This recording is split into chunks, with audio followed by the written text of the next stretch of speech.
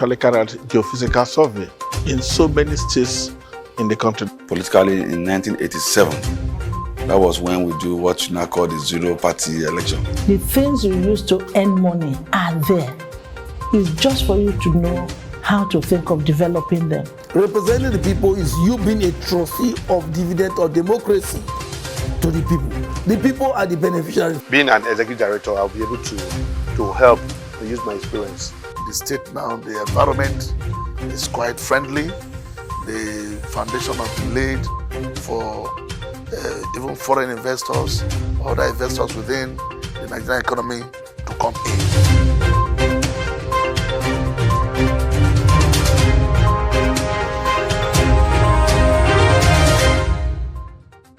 It's good to have you join us on this particular episode of your personality program, Deltascope. My name is Isioma Adigwe. Deltascope is a weekly magazine program that profiles the good works of some social, economic, and political leaders who have contributed their own quota to the development of Delta State and, of course, makes so much positive impacts in the lives of many. Today on our personality program, our crew met with an unassuming personality, a man of dignity, a man of excellence, vibrant in all capacities. He has never experienced an idle moment in his career life, a pastor with the Redeemed Christian Church of God. We're talking about Pastor Engineer Ejirogene Jonathan Ukodhiko, the Honorable Commissioner for Delta State's Power and Energy. Let's meet him and hear what he has for us today.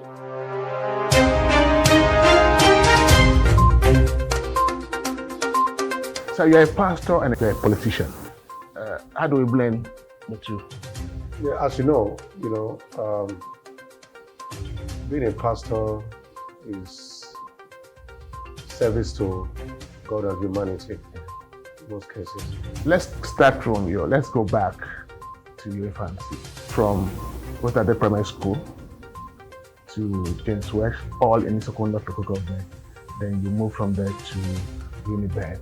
Okay, tell us the beginning. Yeah, my beginning is a very humble beginning. Yes. And as you know, I was born in the 70s, into the family of High Chief Ukodhiko Nelson. My father was a community leader, and also a trader, which we call today a businessman. What was he trading on? He was trading on local gin, and into alcoholic drinks. That was what he was trading on around the whole former Bendel State as a whole. Then we have we do distribution of alcoholic drinks around the whole towns and cities of Delta State. Yeah. Then from there, Delta State was created. Okay. So that was what I was born into, and also I took also into that. As I was growing up, I used to go out with him, sell drinks around the whole place. From Isoko to Robo to Bini to Ika to Kwale, around the whole place. You came with a background of alcoholic dealer. Yes. And you ended up being a pastor. Would you say that part of your upbringing influenced your? I assume you don't drink. No, I don't. Even right from, though I was born up into that background, and my parents were not alcoholic. Okay. But they don't drink, apart from just tasting the drink to know what they are selling, to make sure that what they are giving to their customer is the right thing. Okay. And also, what influenced me being a pastor was I was born, into a very, very strong family that have the fear of God. And, my father was a disciplinarian, and also we have faith and trust in God. because he was an orphan. You know, he lost his parents when he was, you know, below 4 years. So he believed that whatever achievement that I made in life, it is through God, you know, that made it. So he encouraged all of us to have faith and trust in God. So you did production engineering in Engr, and you've been certified. I mean, you have a lot of certification right now in engineering. Yeah. And also a certification as a Cohen member. Yes. How has that molded your yeah, because right from, like I said, you know, my background is all about excellence, you know, because the family that I come from, my father is, like I said, is a disciplinarian, yes. And it's somebody that believes that whatever that you are doing, you are able to do it well. And you have to excel in everything that I do. And having faith and trust in God and knowing that with God all things are possible. So right from when I was very small, I love engineering. You know, I have one attribute of, you know, when I was even very small, I'm very good in bringing people together. Did you ever work under paid employment? Yes. When I finished from school, I took paid employment. Okay. You know, where was this? In Port Harcourt. You know, I took up a job with International Oilfield Services, which we are into, you know, maintenance of facilities. Like I said, yeah. I like creating things. I find it very, very difficult to stay idle. You know, so I like getting myself involved in creating things, getting things done, solving problems, fixing things, you know, just doing things that satisfy people. Tell us about Johnny Holding and what has, you started with, I'm sure you started small, and now you have 6 companies. Yeah. Under Johnny Holdings. How have you been able, what's the principle of the growth principle? Yeah, you know? it is really phenomenal. You know, Johnny, when I tell people what Johnny was, you know, and what Johnny is before I left, you know, but as you know, I'm no longer joining. I've resigned from the outfit. I'm now a public servant, you know, serving the people. You know, it was built from zero capital. What do I mean by zero capital? When Johnny was built, you know, when Johnny was founded, there was no 1 naira, did not start with 1 naira. What it started with was, you know, our expertise, you know, our professionalism, you know, that it started with. And it also started from like every normal Nigerian businesses that doesn't have anybody to stand for them. It was a startup, you know, from my personal home, you know. So immediately I resigned from where I was working, International Oilfield Services, because that was the only company that I worked with, and that is the company that I left. We talked about the success, you know, from little nothing to the big something of Johnny Holding. And let's talk about you now, sir. How do we reconcile you being a pastor and a businessman? Yeah, actually, you know, the ministry that I was trained, you know, as you know, I worship in Redeemed Christian Church of God, and I'm not a full-time pastor. But in Redeemed Christian Church of God, you have full-time pastor and you have other pastors that support the ministry, yes. You know, whenever they have the time. You know, so the real sense of it is, you know, it doesn't really interfere with what I do as a business person. Because in most cases, when you are not a full-time pastor, you are just like, you know, every other workers in the church. There's this thing that if you're a businessman, you're not too godly. That is not true. Okay. You know, the challenge that we have in this country is, it's just like people have some erroneous belief because of experience and because of what they see others doing, you know, but they forget to know that there are still people that keep their integrity, do the right thing, and still make money through a genuine way. You know, look, let me tell you, our businesses, you know, as you know, our business is based on service quality. You know, based on service quality in the sense that our business is not a business that you must bribe or you must do things that are unethical before you are able to succeed. All the services that we render, they look for us because they know that we have the technology, we have the capacity, we have the people to render that service for them. What does that mean? Our service is based on demand. You know, so when it is based on demand, when you come for a particular service that we should render you a service, we will give you the bill, a fair bill that we know that is the right thing to do. And at the end of the day, you pay for the service that you render. And as you know, if you have worked very closely with the international companies, you will know that, you know, when you have the technology, you have the right equipment and everything, you don't need to know anybody in order for you to make it, in order for you to make it big, in order for you to succeed in business. If that is the case, some of us won't be what we are today, or what we were before we pick up this job, you know, and we won't be able to build Journey to the level that it is today. So let's take now the next thing of who you are. You're a politician. You agree with me, sir? You're a politician. Yeah, because how did you get into politics? Yes, I get into politics because of the love that I have for humanity. You know, people that knows me, I mean people that we grew up together, they know that I hate suffering. I hate oppression. I hate people not living to the potentials that God destined them to live. I hate when people are not given equal opportunity to excel in anything that they do.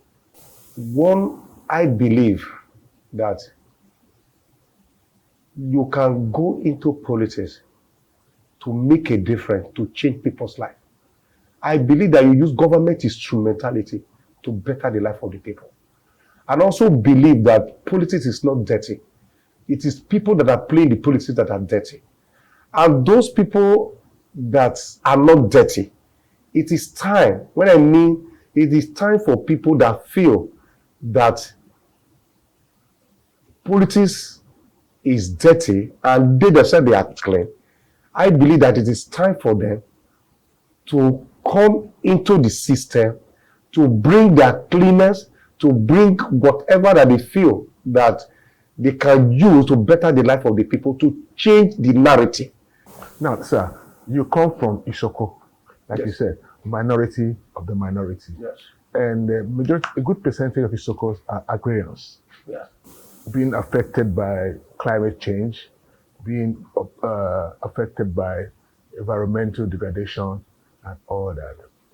If we're supposed to say, okay, let's get pastor to come into this thing, how do you think we're going to lift up that percentage who are agrarians, who are poor, who really do not have much to look up to in life? Yeah, thank you very much. You know, if you look at Isoko today, you know, every night I have sleepless nights.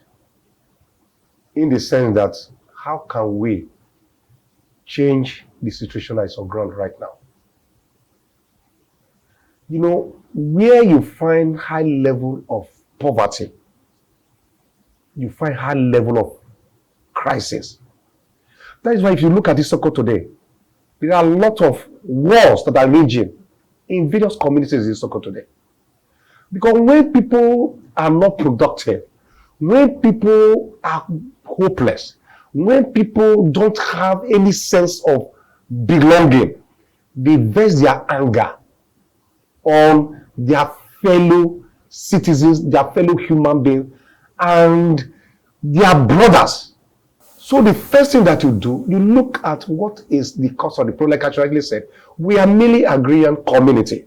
And that is how, even when I was in the village, I was a farmer. I was a farmer.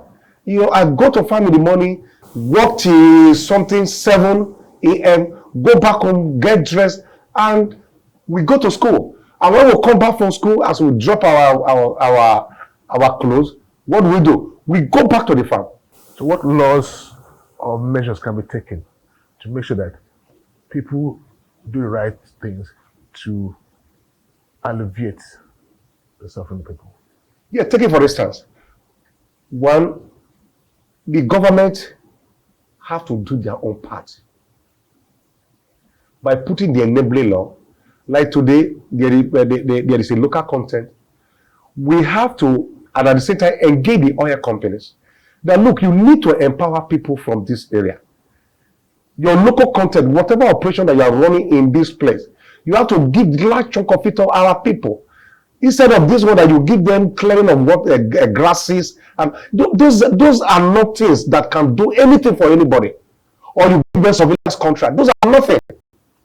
You got to get them involved in the main operation of the oil industry, which we know the Destined government is doing a lot of, youth empowerment programs, that training of the youth to empower them, building of infrastructures, and at the same time, one of the biggest challenges is the power sector, which I am. Whether we're able to put all those laws in place, and at the same time to educate the communities, our royal fathers, our president generals, our community leaders. Look, going to a company to going to the oil industry to go and take peanuts will not help your people, will not help the community. Let us look at programs and projects that the oil company should be able to do in this area that will be able to alleviate the suffering of the people. Okay, sir. Well said. Joni is based in Port Harcourt. You are the chairman of Joni and the rest of it. What has Joni planted in this community?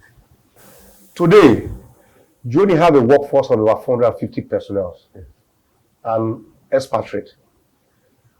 Out of that 450 personnel, about 450 personnel that we have, 80% of that, they are Delta and the Niger Delta as a whole. So, on Joni on his own part, we have done a lot of things, but in the area of employment generation and training. And at the same time, Joni also has set up businesses for people, because of the background that we have, because we are Christians. It is only when I come here to take up the job that I know that when you do things for people, you announce it for the whole world to see. But personally as a Christian, I don't believe that. I believe that because the Bible tells me that when you do things for people, you should not, it's only you between you and your God. That it's only God that pays you, reward you for whatever that you're doing. Okay, sir. Ukodhiko. Who is Ukodhiko? Ukodhiko is somebody that, have passion for God and for Isoko people and for humanity. Like they say, behind every successful man, there is a woman. And it's go further, behind every successful man, there's a family. If a man cannot hold his family, question, how can he hold a community? So I go back and ask, how's your family? I can say that I'm the luckiest man on earth. Wow. In the sense that I have a complete compact family, what I call complete and compact family. That, with a beautiful, wonderful, woman that's not just beautiful, with brain, very, very intelligent, that stood by me, that's always encouraged me, that always make sure that the home front is strong and very, very tight. I only tell people that my wife is my conscience. In the sense that whenever I want to take very important and key decision, and he's always there to make sure that I do the right thing and I do the needful. And it's also very, very supportive of my business. I can tell you that today, when I left the business completely, is the COO of the company, Chief Operating Officer of the company. And she's doing extremely well, even better than me. You know, so, you know, with 7 beautiful children, you know, 6 boys and 1 girl. Oh, you need to reverse this time, your family. Yes, exactly. Thank you very much, sir. I wish you luck. Thank you. Your endeavors. God bless you. And when you go, God will go with you. Amen. Thank you, sir. Thank you. God bless you. Bless you. Wow, so much said and heard. Pastor Engineer Jonathan Ukodhiko, a man who strives for excellence, a man of dignity indeed, a man who has never experienced an idle moment in his career life. It's important you follow and subscribe to our different social media handles right on your screen. On behalf of producer and the entire production crew, I say thank you for joining us on this beautiful episode of your personality program, Delta Scope. My name is Isioma Adigwe. See you next week. Bye.